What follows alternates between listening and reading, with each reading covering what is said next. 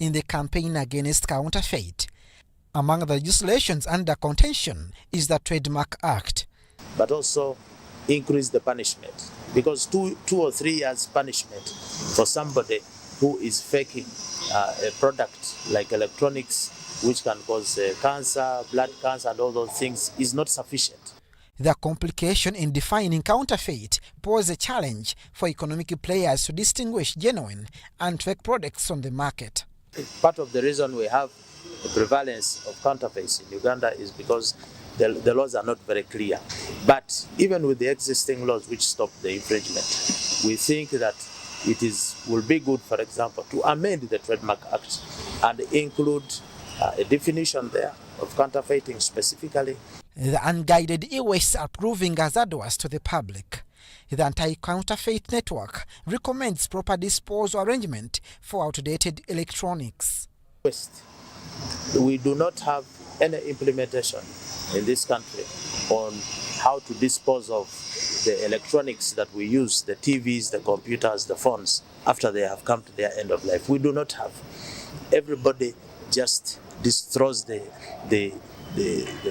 used or dead equipment or accessory in the water, in the soil, and this is harming the environment. However, there is an international law that requires that every manufacturer of an electronic equipment must make provision for the disposal and recovery and collection of the used equipment once it has come to its end of life. So, legislators of the Parliamentary Committee on ICT have pledged support and proper guidance in fighting counterfeit products on Ugandan market. We commit to Parliament, that's our responsibility, and we will ensure the cause to make sure that Ugandans have a good and safe and secure environment for their health, for their development and value for money. So the challenge is that people who are doing illicit and illegal activities are actually end up even paying the taxes and are protected by the law. So we believe that the people who are supposed to be doing this shouldn't be doing it at all.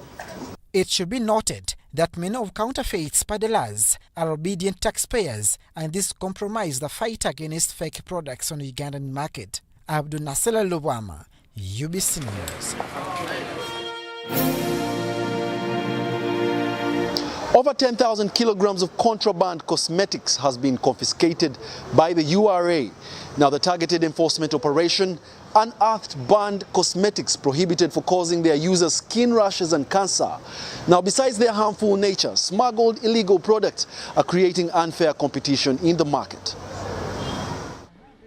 These impounded beauty products were intercepted by the customs body on one of its interventions geared at curbing the increase of counterfeit and contraband products. There are bad practices that we have come across as a revenue mobilizer, where people are engaging in illicit trade in contraband products. These are products usually that don't pay taxes, but they also end up being harmful to people's health. And it's incumbent on us as a revenue mobilizer in working with other agencies of government to usually take action.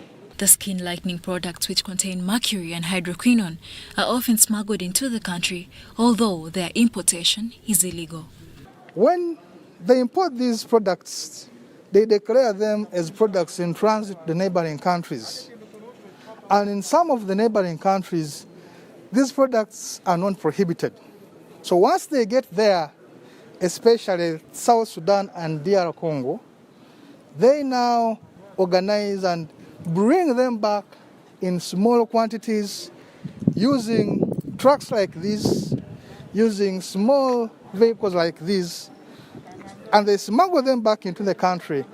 But of course, since they know that these products don't pay tax, they certainly pass the ungazetted routes. The general public is cautioned against using dangerous skin lightening products that contain mercury and hydroquinone in order to protect themselves from diseases such as cancer.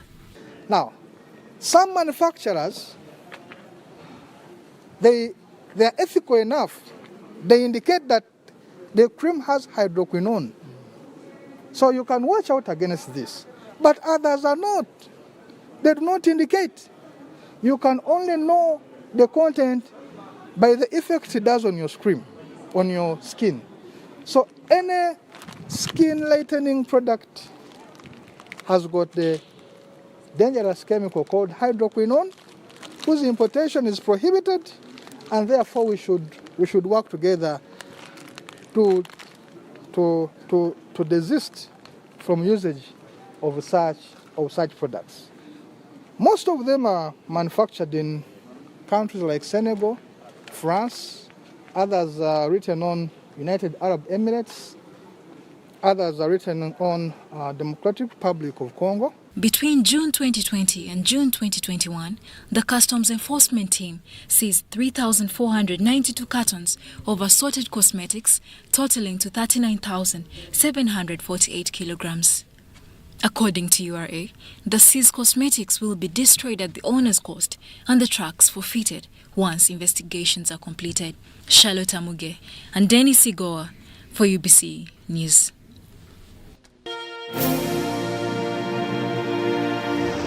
The Uganda Printing and Publishing Association appealed to the President, Yoweri Kaguta Museveni, to revise the directive of ring-fencing all government printing and other stationery work to only government bodies, saying that the principle of liberalization is rendered insignificant if the biggest spender monopolizes the sector. Let's take a look. The printing and publishing sector employs about 40,000 people, with the private sector contributing 90% of this. However, the sector is not at ease in regard to a recent directive that all government printing work be given to government-leaning printing corporations. Liberal economy, we believe that this should be, the market itself should determine who is offering the best. Who is offering the best value. And then finally, this country needs a competition authority. Because if right now, this complaint should be going to the competition authority, that these are uncompetitive practices. But now there's no authority. See? And this is what we are saying. Whether we're talking about fuel, whether we're talking about different things, in the market-based economy, you need an umpire and you need a referee to ensure that people behave themselves. Stakeholders want printing work bidded for through a competitive process, through an authority that would act as a referee in a free enterprise. And to ask government to reconsider this decision. We believe it's ill-informed. It's going to have a negative impact on the economy. A, in terms of job creation. B, in terms of taxes. 3, in terms of local. We are appealing to His Excellency the President. Please. We would also want to meet you so that we put this case before you, so that you are able to make a more balanced and informed decision. Now, when we go direct to the government entities, they have the letters pinned on their notice boards, clearly showing that we are not allowed to get any job from them.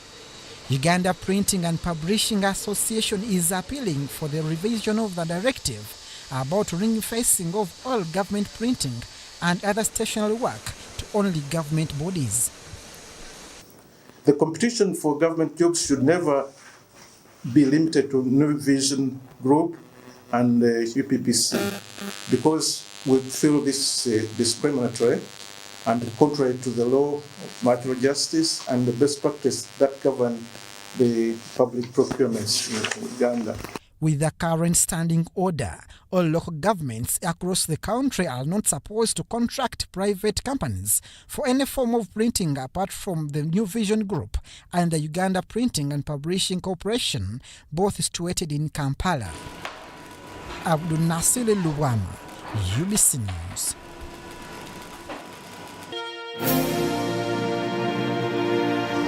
Uganda Revenue Authority is seeking for the indulgence of High Court judges and the Tax Appeals Tribunal in fast-tracking cases in order to ease revenue collection and business for taxpayers. According to URA, a total of 350 cases in both the Tax Appeals Tribunal and Court of Judicature with a value of 1.2 trillion shillings is still locked up in court. The Judiciary and the Tax Appeals Tribunal are URA's biggest stakeholders in the adjudication of tax disputes. This therefore calls for collaboration in boosting revenue mobilization, enhancing voluntary compliance and encouraging investment while addressing issues of fairness and transparency in the tax administration system. We are mobilizing and appealing to our stakeholders, the judiciary, being our number one stakeholder, to help us build a nation and a culture of tax compliance, so that by default people feel that they should contribute taxes for national development than planning to avoid. The training is therefore designed to allow the judges and members of the Tax Appeals Tribunal to keep appraised with the new developments in the tax field and help in administering justice in tax-related matters. We need one integration of those digital platforms so that our platform can speak to the one of URA and vice versa.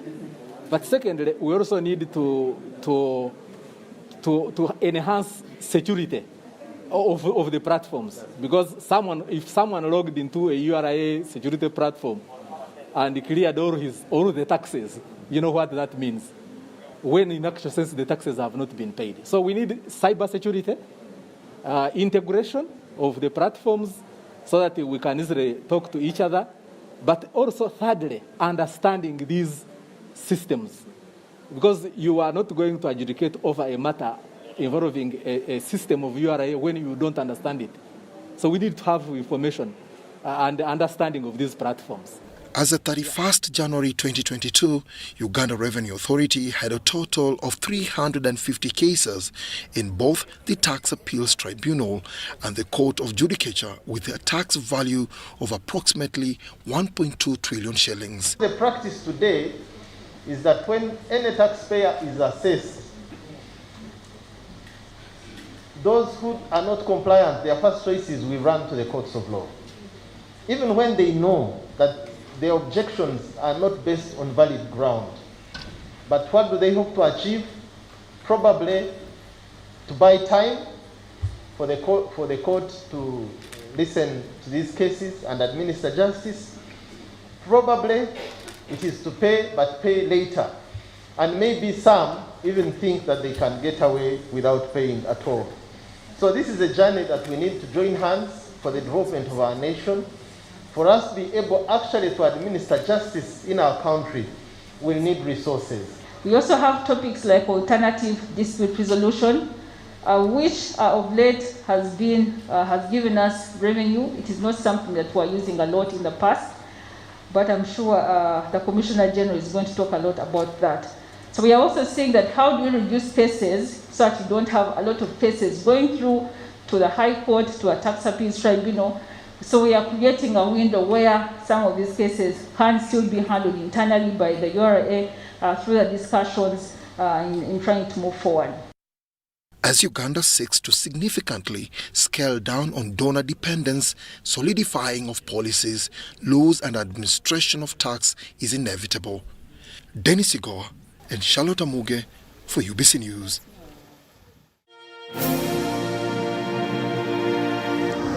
Uganda's presence at the Dubai Expo has yielded positive results in terms of attracting investment and creating visibility. As the Expo enters a climax, Uganda Exports Promotion Board has vowed to leave no stone unturned. If Uganda's economy is to grow from a low-income to a middle-income economy, its presence in the global market must be felt, argues Eli Twineo, the Executive Director, Uganda Export Promotion Board. For us to create jobs, we must be present in the market, because anyone who will be absent in the market will never make it.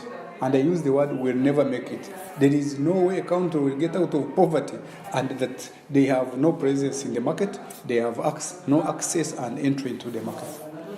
So it was because of this that Uganda is participating, one at Expo 2020, but was postponed because of COVID. And we are at the Expo to promote trade, to promote investments, to promote exports, to promote tourism, and to promote our bilateral cooperation between Uganda and United Arab Emirates.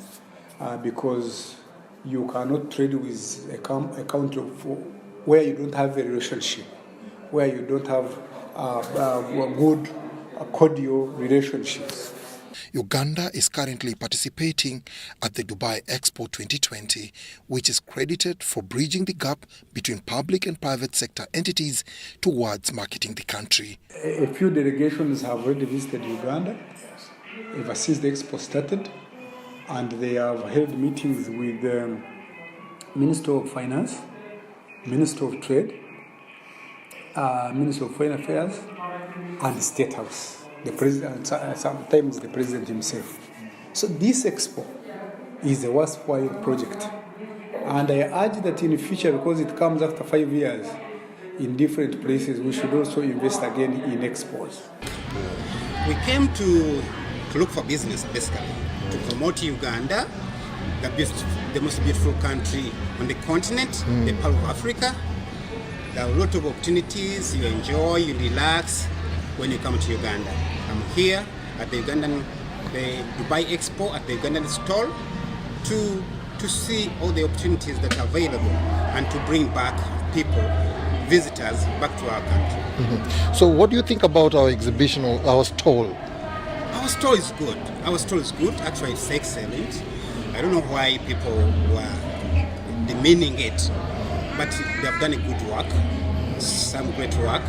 I think people are loving it. The flow of visitors of all ages and nationalities to the pavilion attests the competitiveness of Uganda's pavilion. The images of the Pearl of Africa took this couple down memory lane. Karim, a Lebanese citizen, and Moura, an American, enjoyed their honeymoon in Uganda back in 2007, and their itinerary included a visit to the Murchison Falls, Queen Elizabeth, Chibale, and Bwindi Impenetrable National Parks. Absolutely, actually. We were showing the kids on the map where we were. Then you have the equator circle, which we stood on, and we have that same photo. So we recreated the photo with our kids. It was nice to reconnect and kind of remember the amazing journey that we've had here. One of the most memorable experiences was seeing the chimpanzees. So this was kind of nice to kind of bring it all back, and hoping to take the kids one day to experience it as well. Okay, when you're in Uganda, the time you toured Uganda, which was your favorite place and which you really want to go back? Definitely Bwindi, and also the probably the falls. Yeah, it's pretty cool. The motto, connecting minds, creating the future.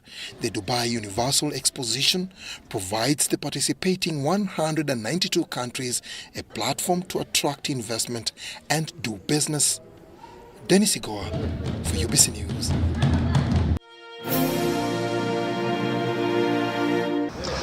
The leadership and citizens of South Africa's Cape Town decry load shedding for slowing down economic development. Cape Town is now considering reduced dependency on the national power grid to alternative sources. Cape Town is trying to reduce dependence on the national power grid. The country has long depended on state-run Eskom, which has failed to provide a stable supply. At the Solar Power Africa conference, Cape Town's mayor stressed how load shedding has crippled the country. Everything that you hear in South Africa about poverty and unemployment is frankly lip service until we can solve our country's energy crisis. We cannot hope to meaningfully grow our economy, grow new businesses, reverse the trend in deindustrialization, and get more people out of poverty and into work so long as we do not have a stable and secure energy supply in South Africa. Independent power producers are part of the city's efforts to reduce load shedding and its negative impacts. Cape Town is going to start procuring its own energy, and in fact we are starting today. We are putting out the first tender for 300 megawatts of renewable power, and that's really going to be a game changer for the city because we could be the first city that is load shedding free in South Africa. That creates a great opportunity not just for the residents of Cape Town, but I think also for the business interests that have a vested stake in the energy business.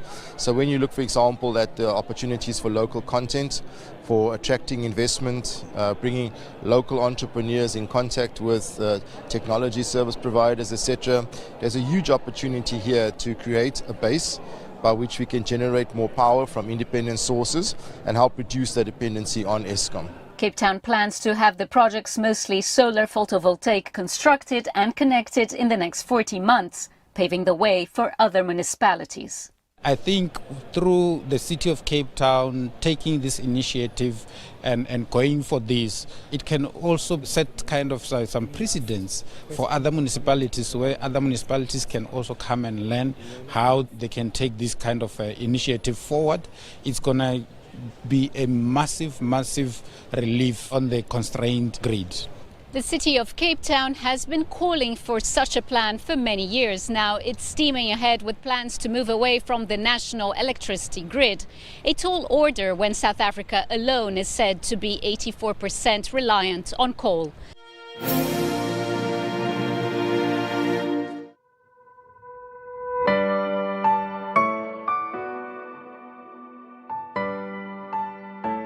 And even the other one, that is one homestead. If you come in the morning when they are vandalized, you ask them, really, how could you allow such people to come and pick wires in front of your house? They will tell you these people are armed. Oh my God. Yeah. Are you getting it? That means there is something big behind it. Are you getting it? It is an internal sabotage. And I think it is at a higher level whereby the security has picked interest and the president himself.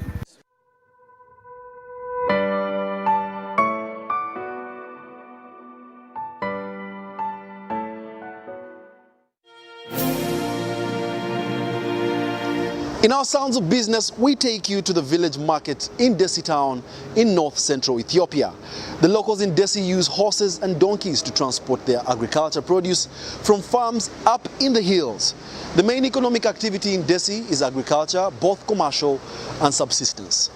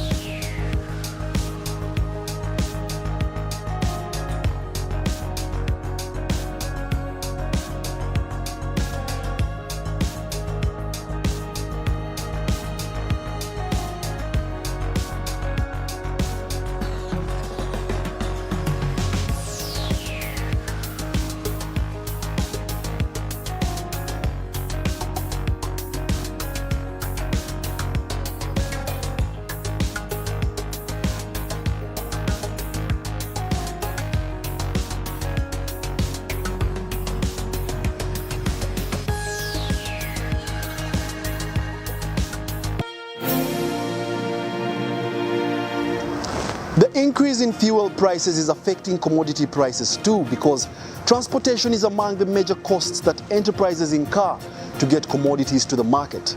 Perhaps bulk buying could turn out to be a cheaper option in times like these.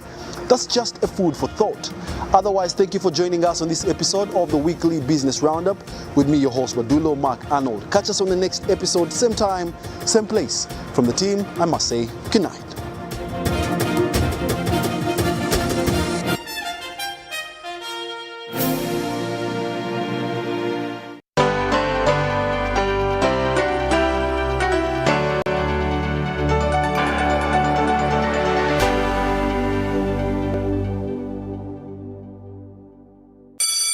It's time to teach. Schools are open.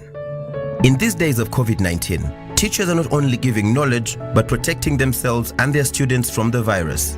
As a teacher, you must ensure that students follow the set SOPs of always maintaining a distance of 2 meters from others in classrooms, dormitories, entertainment halls, school vans and playgrounds, wearing a washed and clean mask every day that covers their mouths and noses, and regularly washing their hands with soap and water. In addition to that, you must counsel students about stigma related to COVID-19 and discourage them from violence. Any violence against students from classmates, teachers or parents should be reported immediately to a school administrator or senior woman or man teacher for correction and further guidance. Ensuring everyone's safety is key, so make sure students are out of class by the official closing time. Let's share knowledge, not COVID-19. This message is supported by the Ministry of Health, Ministry of Education and Sports, and UNICEF. Stay safe.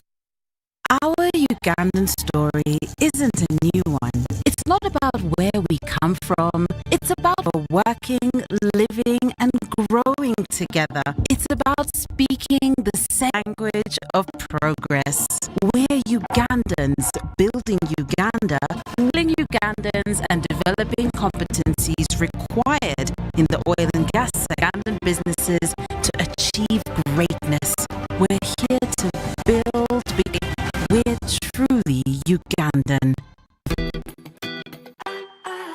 King Caesar University, Bunga, will hold their graduation ceremony at Bunga campus on Tuesday, the 22nd of February 2022, starting at 9 a.m. King Caesar University shapes leaders who drive innovations and change in organizations, providing a learning environment where technologies and diversity play a key role in fostering global vision with an entrepreneurial mindset and humanistic approach. The event will be live on UBC TV, radio, and all social media platforms starting from 10 a.m. to 12 noon.